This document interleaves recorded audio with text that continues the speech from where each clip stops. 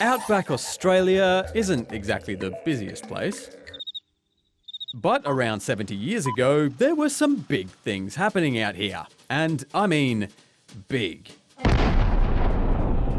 Yeah, I wasn't kidding.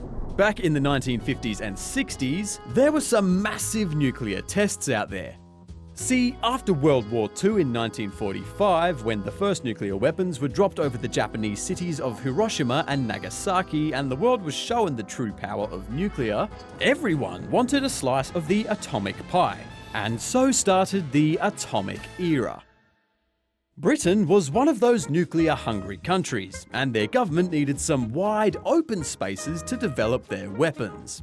I wonder where has that? Bingo, Australia! So, in 1950, the British PM, Clement Attlee, went to Aussie PM Robert Menzies and said, "Hello, old chap, would you mind if we blow up some things in your desert? You know, for science." To which Menzies, who wanted to maintain a good relationship, said, "Ah, sure, go ahead."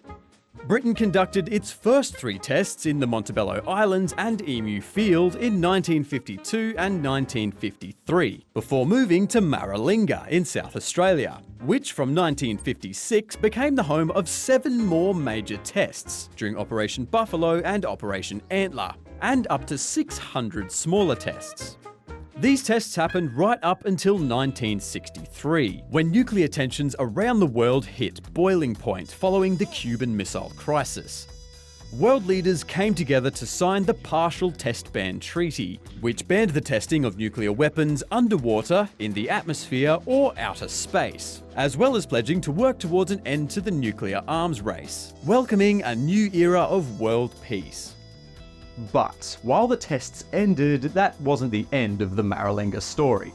In fact, it's still going today. And to understand why, we need to get a little scientific.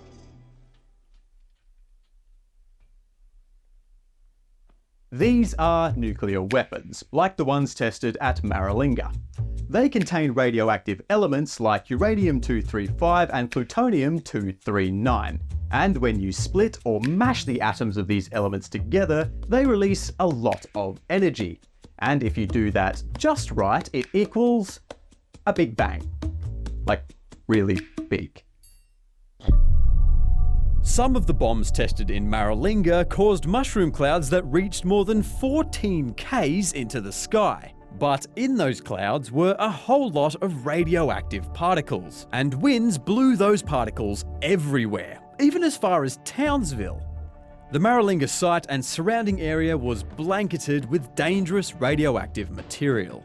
Too much radiation can cause major health problems, including deadly diseases like cancer. But it was out in the middle of nowhere. What harm could it do? Well, a lot, actually.